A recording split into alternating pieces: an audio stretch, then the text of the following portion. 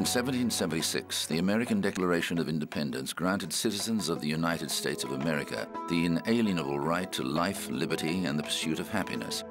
However, the hundreds of thousands of Africans brought to America as slaves and their descendants were not counted as citizens. In 1865, the North won the Civil War and passed the 13th Amendment outlawing slavery.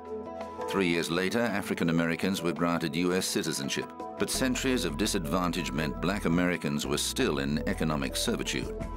One man aimed to change all that. The son of a slave, Booker T. Washington saw education as the key to black success. He funded a network of educational institutions with the help of wealthy philanthropists.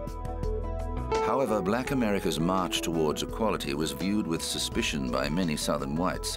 In anonymous white robes, pointy caps, brandishing pseudo-Christian symbols, white supremacist organization the Ku Klux Klan struck fear in the heart of black America by using tactics such as beatings and murder to intimidate those who call for civil rights.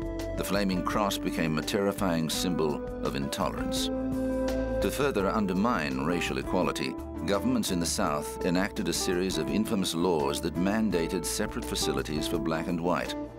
Under these Jim Crow laws, the white facilities were always better, and blacks remained second-class citizens. One particularly irksome law obliged black people to give up their seat to white passengers on buses in Montgomery, Alabama. On December 1st, 1955, 42-year-old seamstress Rosa Parks decided not to give up her seat to a white person.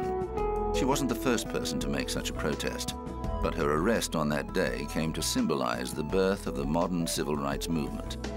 The High Court ordered the southern states to allow black students into whites-only schools. And in 1957, 9 black teenagers braved death threats to become the first African Americans to attend Little Rock Central High in Arkansas. There were such fears for their safety that Marines were called in to protect them. As the 50s came to an end, momentum was building for lasting change, and protests attracted more and more support. In 1963, 250,000 Americans from many different racial backgrounds marched on the nation's capital to demand an end to racial segregation, legislation to ensure racial equality, and protection for civil rights workers from police brutality. At the center of the crowd was Martin Luther King, an Alabama pastor who delivered the speech of his life and focused the world's attention on America's struggle for racial equality. Feelings ran strongly within the African American community, but King opposed violence and made churches the forefront of the struggle through the Southern Christian Leadership Conference.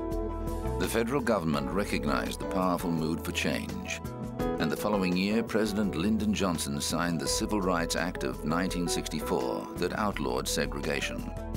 But in the racist South, white supremacists continued to murder African Americans with impunity. One of the most notorious cases was the 1963 bombing of a church in Birmingham, Alabama, that killed 4 black girls. What murdered these 4 girls? Look around. You will see that many people that you never thought about participated in this evil act. So tonight all of us must leave here with a bit of penitence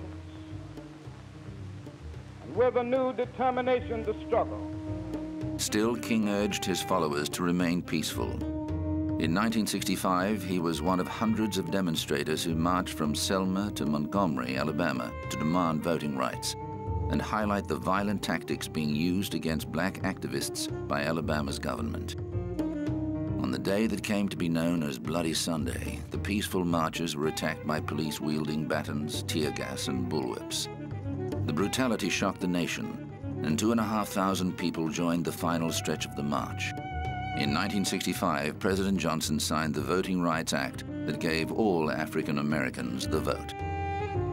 Tragically, an assassin gunned down the man who did so much for the struggle for racial equality on April 4th, 1968. Martin Luther King's death marked the end of an era, but his example continues to inspire black Americans, and he's regarded as one of the greatest leaders America has ever seen.